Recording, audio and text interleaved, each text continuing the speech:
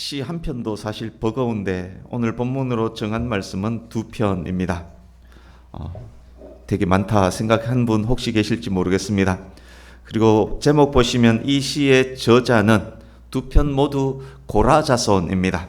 이 고라자손을 제가 설교할 때 시인이라고 일컬을 텐데 시인은 이 시를 쓴 저자 고라자손을 일컫습니다. 시편 42, 43편은 원래 한 편이었음이 거의 확실합니다. 그렇지만 언제 어느 때 왜 두 편으로 나눠서 편집했는지는 알 수 없습니다. 그렇지만 오늘 이 시 두 개를 한 개의 시로 여기고 두 개 시를 오늘 본문으로 정했습니다. 시편 42편은 목마른 사슴으로도 유명한 시입니다.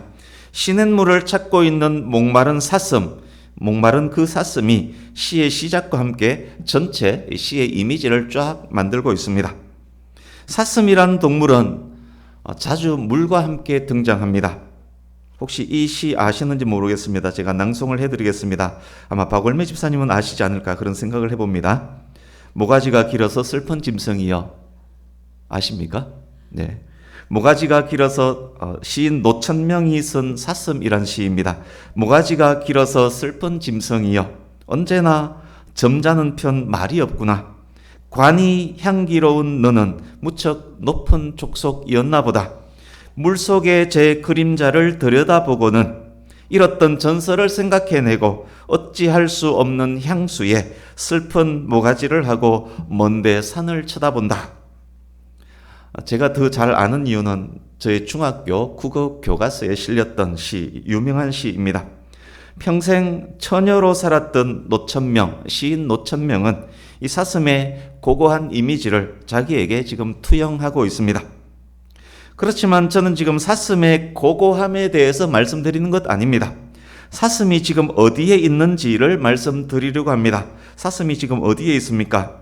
물속에 제 그림자를 들여다보고는 자기 몸이 비칠 정도의 깨끗한 물과 함께 있습니다.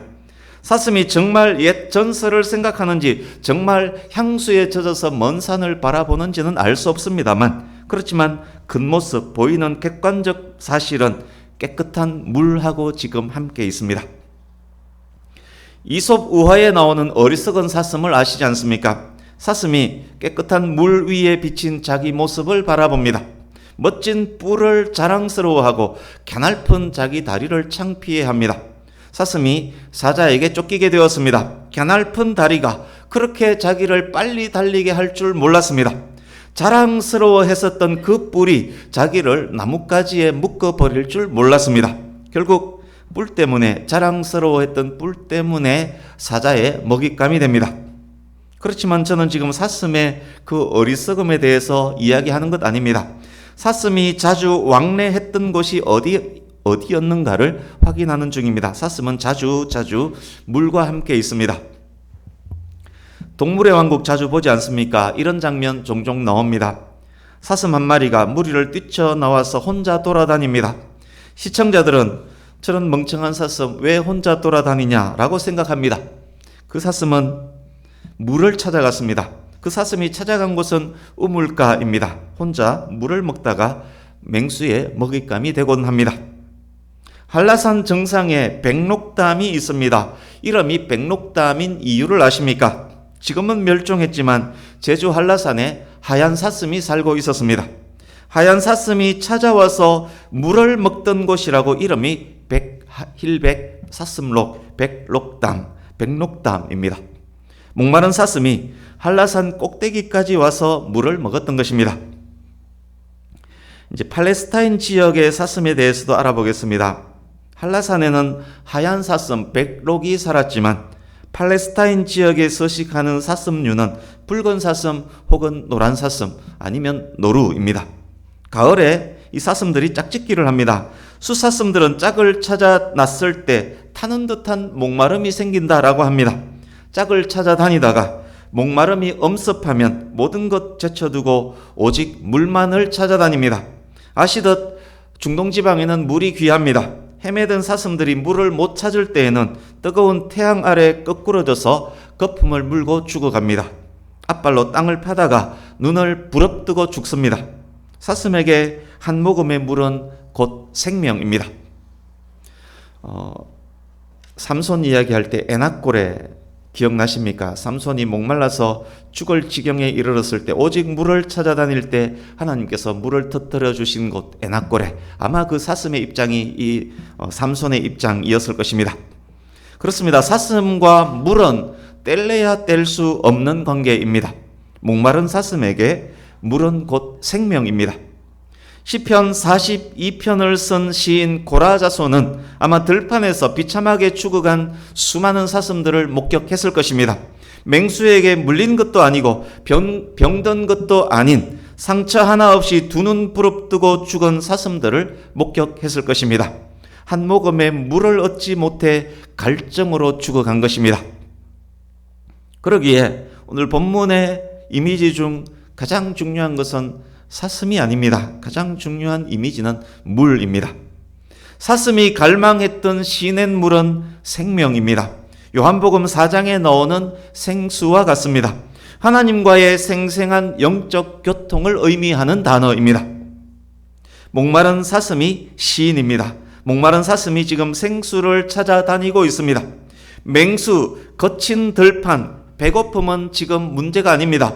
짝짓기 하는 것도 더 이상의 문제가 아닙니다. 가장 중요하고 시급한 문제, 시인에게 가장 중요하고 시급한 문제는 생수입니다. 이 본문의 배경에 대해서는 알려지지 않았습니다. 시인이 바벨론 포로일 수도 있습니다. 어쩌면 적들에게 쫓기고 있는 중일 수도 있습니다. 어쩌면 무서운 질병으로 고통당하고 있는 중일 수도 있습니다. 그러나 그런 것들은 더 이상의 중요한 문제가 아닙니다. 현재에 있어서 가장 중요하고 급박한 것은 생수의 문제입니다. 하나님을 만나서 하나님과 교통하는 것, 그것이 지금 가장 중요하다는 말입니다. 시인에게 하나님과 생생한 영적 관계를 회복하는 것, 그것이 가장 중요하고 가장 급한 문제입니다. 오늘 말씀을 미리 성도인 저와 여러분에게 적용을 해보겠습니다. 가난에 찌들려서 당장 먹을 양식이 없습니다. 무서운 병이 들어서 일어날 기력조차 없습니다. 우울증으로 웃을 힘조차 없습니다. 만약 그렇다면 우리에게 가장 시급하고 중요한 것은 가난도 질병도 아닙니다. 하나님과의 교제가 원만하느냐 하냐, 그것이 가장 중요한 문제입니다. 그것이 목마른 사슴인 성도에게 생명수입니다. 오늘 말씀을 통해서 하나님과 충분한 영적 교제가 갈급한 우리의 생명임을 깨달아질 수 있기를 간절히 바랍니다. 목마른 사슴이 시냇 물을 찾듯 하나님을 갈망하는 신앙인으로 변화되기를, 말씀을 통해서 변화되기를 간절히 소망합니다. 들으실 때 몇 주간 우리가 확인했던 욥의 이야기, 그리고 지난주 말씀 시편 24편 문들아 머리 들으라 와도 연결 지을 수 있으면 좋겠습니다. 저의 중고 대학생 시절에 교회 성도님들이 우리 집을 부러워했던 것 중 하나가 있습니다. 주일 아침 가족 모두 성경책 들고 제잘되면서 교회 가는 것, 아들, 딸이 주일학교 교사로 봉사하는 것, 예배 중 찬양대석에 아들, 딸들이 앉아있는 것, 교회 행사 때 아들, 딸들이 앞장서서 행하는 것, 그것을 교회 사람들이 부러워했었습니다. 자랑거리 없는 우리 집이었지만 교회에서 어머니의 자랑거리가 그런 것이었습니다. 우리 주변에서도 종종 비슷한 이야기 듣지 않습니까? 아내와 함께 찬양대에서 찬양하는 것이 나의 소망이다. 남편과 함께 주일학교 교사로 봉사하는 것이 나의 큰 기쁨이다. 우리 딸이 교회에서 반주하는 것을 볼 때 감사가 넘친다. 꽃꽂이 봉사할 때 피곤함도 다 잊어버리고 입에서 찬송만 나온다. 비록 적은 금액일지라도 11조를 먼저 구별해서 봉투에 고이 넣을 때 감사가 넘친다. 저는 그런 말을 하는 분들의 마음을 알 수 있습니다. 가족 중 홀로 신앙생활하는 성도들은 더 크게 왜 그것이 부러운지 더 크게 공감하실 것입니다. 오늘 본문에 시인이 예배를 회상하는 장면이 있습니다. 가장 아름답고 가장 기억에 남고 가장 되돌아가고 싶은 날에 대한 회상입니다. 홀로 신앙생활하는 성도가 가족 모두 예배하는 가정을 부러워하는 그 마음과 비슷할 것입니다. 42편 4절 보십시오. 시인에게 아름다운 기억이 있습니다. 다른 사람들과 함께 다른 사람들을 인도하여 성전으로 갔습니다. 성전에서 예배하는 것, 기쁨과 감사와 행복의 시간이었습니다. 그러나 현재의 시인은 예배할 여건이 안 됩니다. 과거를 회상하면서 성전 예배의 그때를 기억할 뿐입니다. 예배 드리던 그때, 지금 시인이 가장 되돌아가고 싶은 과거입니다. 여러분께서는 이 마음을 아시는지 모르겠습니다. 예배가 얼마나 중요한지, 예배의 기쁨이 얼마나 큰지 아시는지 모르겠습니다. 예배를 드리고 싶은데 환경 때문에 드리지 못한 경험이 있는 분들, 성탄절, 부활절, 감사절 그 행사에 추억이 있는 분들은 이 마음을 알 것입니다. 제가 ROTC 군사학교 훈련 받을 때, 그리고 입대 후에 전술훈련 때, GP에서 근무할 때, 당직 근무 때 예배에 빠지곤 했습니다. 군생활 중 이야기입니다. 마음은 굴뚝 같았지만 예배에 참석할 수 없는 상황입니다.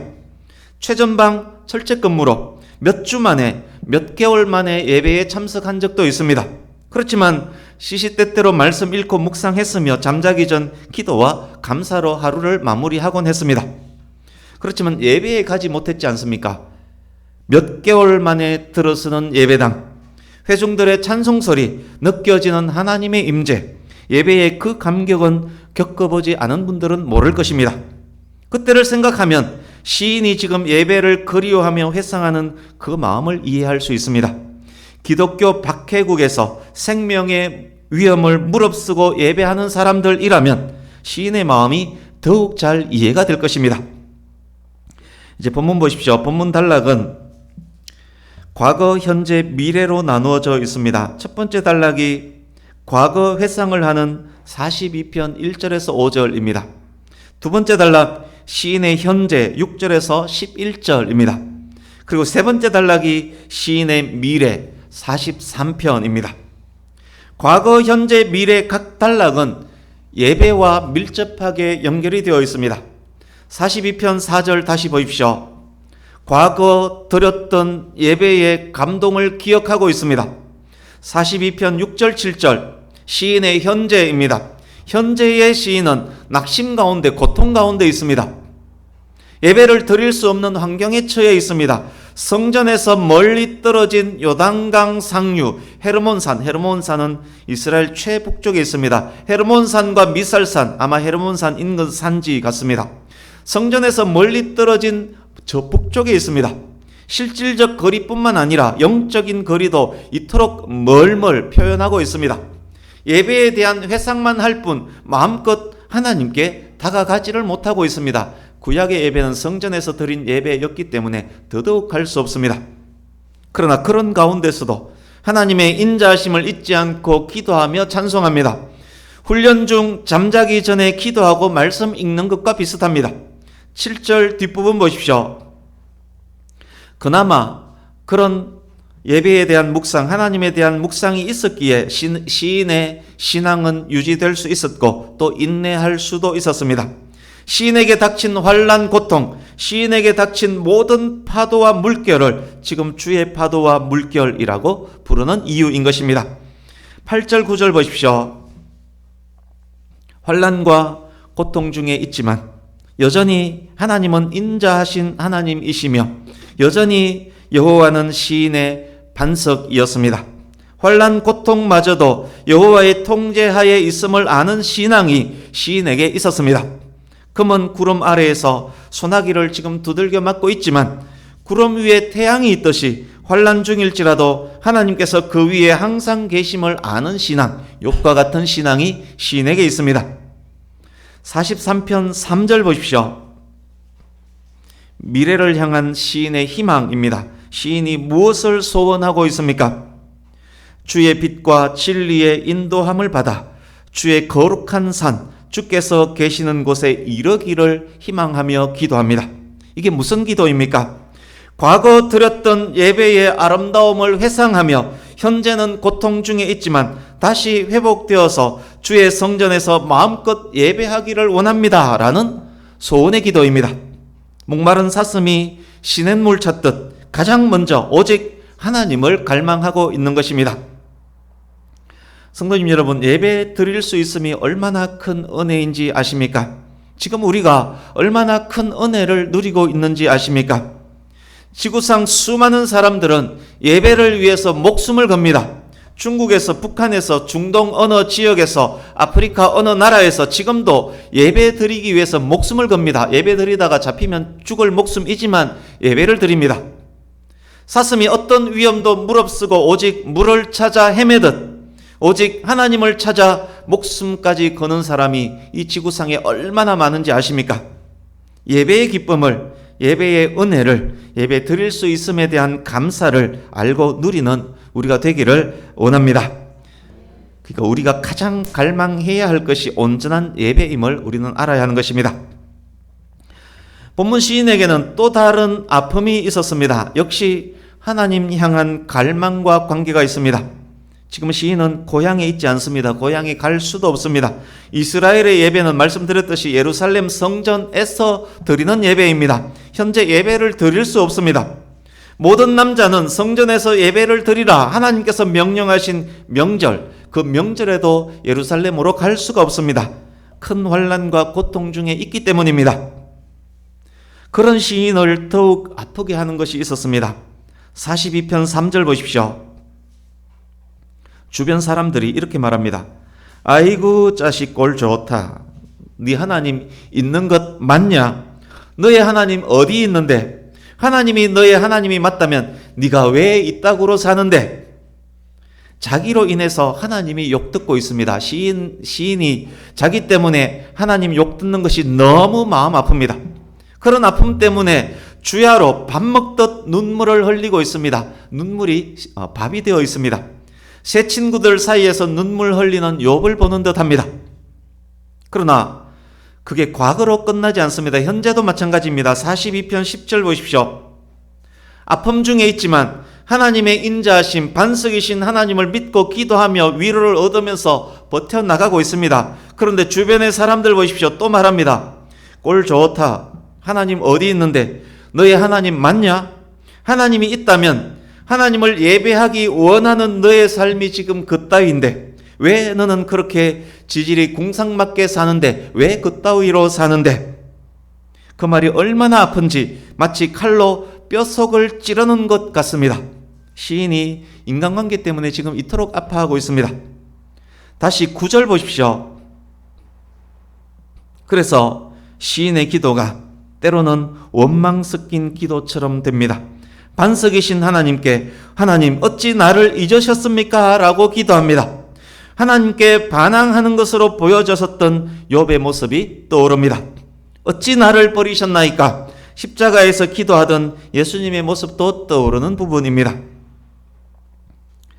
이제 43편으로 갈 텐데 가기 전에 42편을 짧게 먼저 정리하겠습니다.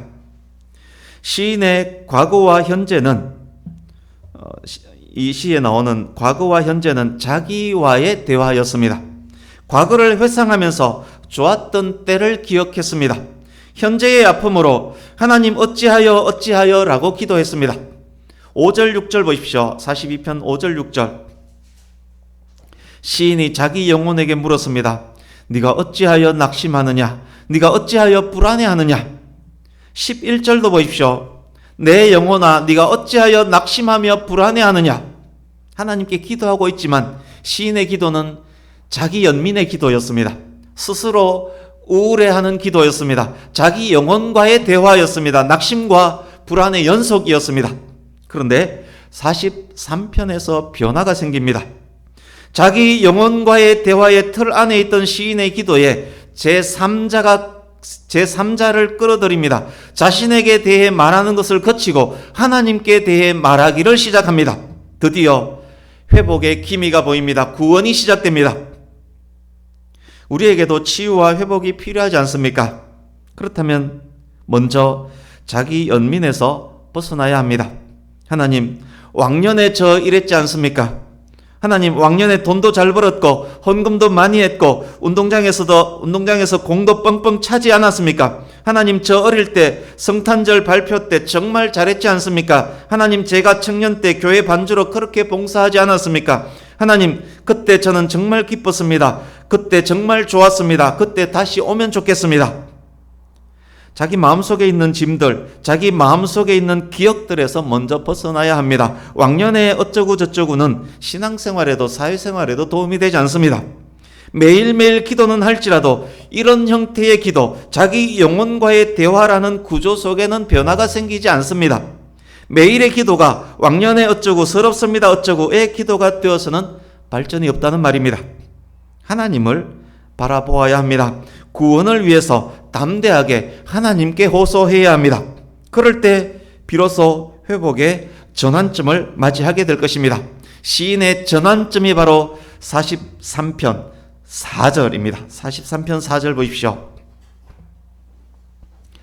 43편 4절 같이 읽어봅니다. 시작. 그런즉 내가 하나님의 제단에 나아가 나의 큰 기쁨에 하나님께 이르리이다. 하나님이여, 나의 하나님이여, 내가 수금으로 주를 찬양하리이다. 아멘. 낙심과 자기 연민, 불안에서 벗어나 찬양의 삶으로 회복될 때 정신적, 영적 건강의 회복, 환경과 상황의 회복을 위한 첫걸음이 된다는 말씀입니다. 시인은 과거로부터 현재까지 여전히 기도했습니다. 그러나 슬픔과 괴로움 속에서 자기 영혼을 아파하며 서러워하며 기도했을 뿐입니다. 하나님의 인자하심을 알고 반석이신 하나님을 바랐지만 슬픔과 아픔은 오히려 더 커져갔습니다. 신앙인이었지만 참 기쁨의 찬양을 드릴 수 없었습니다. 그러나 이제 바뀝니다. 하나님, 나를 회복시켜 주소서. 내가 성전에 나아가 나의 큰 기쁨을 하나님께 드리리이다. 하나님이여, 나의 하나님이여, 내가 수금으로 주를 찬양하리이다. 시인이 하나님을 바라보고 하나님께 말하기 시작했을 때 그에게 기쁨이 넘쳤습니다. 찬양이 회복됩니다. 그의 찬양은 어쩔 수 없이 드리는 그런 찬양이 아니었습니다. 구원의 하나님을 바라볼 때 마음 깊은 곳으로부터 입으로 나오는 새 노래였습니다. 아플지라도 슬플지라도 오직 하나님으로 인하여 마음이 감사하고 기뻐질 수 있을 때, 오직 십자가 예수 그리스도의 은혜 그것 하나로 하나님께 감사할 수 있을 때, 목마른 사슴이 시냇물 찾듯 영혼이 하나님 찾기를 갈망할 때, 그것이 나의 진심일 때, 그때 진정한 찬양의 삶으로 회복되는 것입니다. 회복과 치유의 첫 걸음입니다. 이제 42편 5절과 11절 그리고 43편 5절을 보십시오. 시편 42, 43편을 과거, 현재, 미래 기준으로 3개 단락으로 나눴을 때 각각 단락의 결론부입니다. 동일한 내용이 반복되면서 강조되었습니다. 당연히 42, 43편 전체의 결론입니다. 각 단락을 찬송가의 1, 2, 3절이라고 가정하면 이 부분은 각 절의 후렴입니다. 함께 후렴 부분을 읽어보겠습니다. 약간 다르기 때문에 43편 5절을 후렴이라고 여기고 43편 5절 같이 읽어보겠습니다.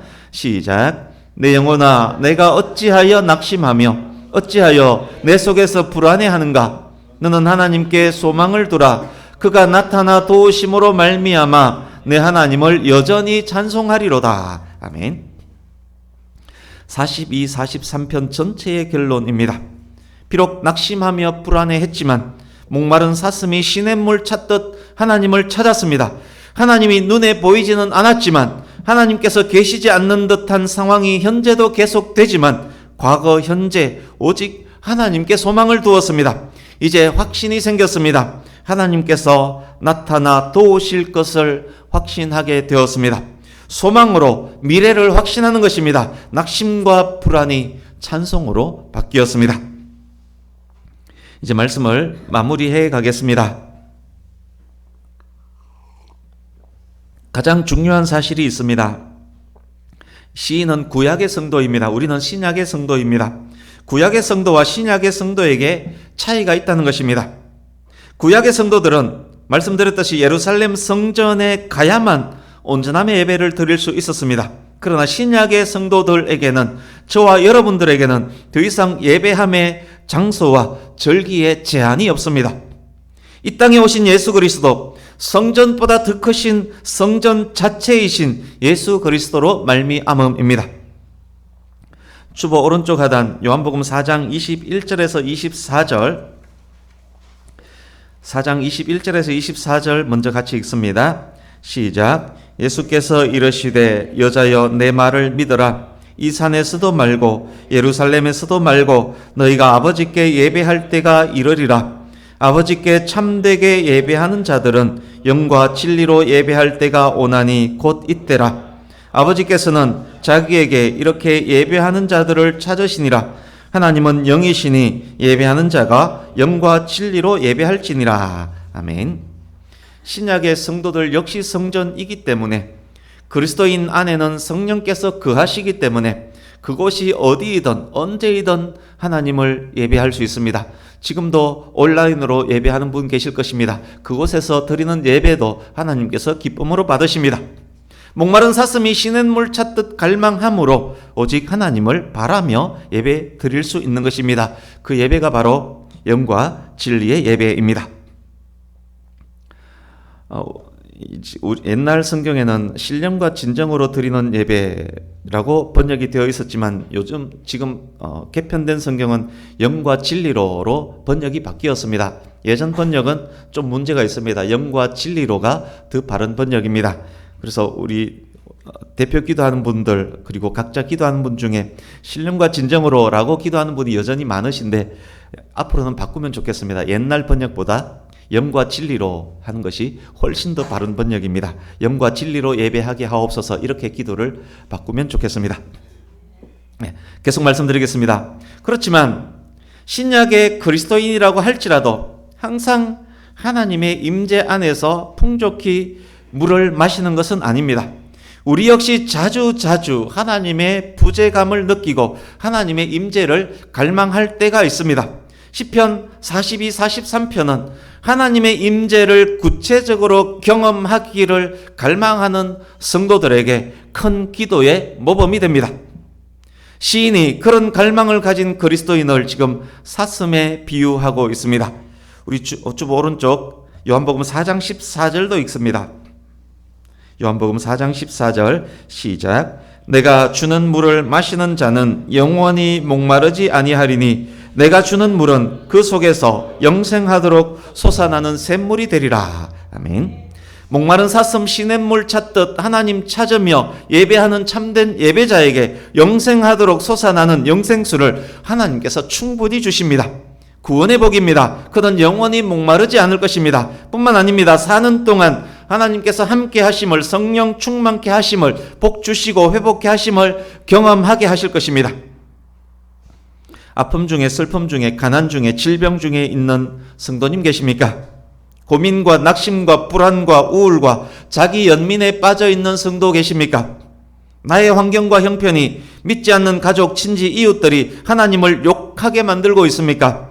기도를 하지만, 눈물로 기도하지만 내 자신이 서러워서, 내 형편이 서러워서 내 영혼을 바라보며 기도하며 울고 있는 분 있습니까? 중요한 것 무엇입니까? 폭풍과 절망 속에 있는 성도에게 가장 시급한 것 무엇입니까? 이 폭풍과 절망을 이길 생명이 무엇입니까? 목마른 사슴에게 가장 중요하고 귀한 것 무엇입니까? 추위나 무더위를 극복하는 것입니까? 배고픔을 극복하는 것입니까? 자기를 쫓고 있는 사자로부터 벗어나는 것입니까? 물이 가장 시급합니다. 성도님들에게 가장 중요하고 가장 급한 것은 하나님입니다. 돈도 아니고 건강도 아닙니다. 가장 중요한 것은 하나님의 은혜, 하나님과 아름다운 영적 교제입니다. 하나님과 온전한 교제가 회복이 된다면, 하나님을 왕으로 주인으로 온전히 모시고 왕으로 주인으로 하나님께서 나를 다스리고 있음이 확실하다면, 내가 성령으로 충만하다면, 돈이 없어도 몸이 아파도 하나님을 기쁨으로 찬송할 수 있다면 돈도 건강도 회복된 것과 다름없습니다. 하나님을 갈망하시기 바랍니다. 하나님을 소망하시기 바랍니다. 우리 입술에 새 노래가 울려 퍼질 것입니다. 치유와 회복은 그때부터입니다. 내 마음의 치유와 회복, 환경의 회복과 치유, 그때부터입니다. 하나님께서 나타나 도우실 것입니다. 우리의 찬양은 끊이지 않을 것입니다.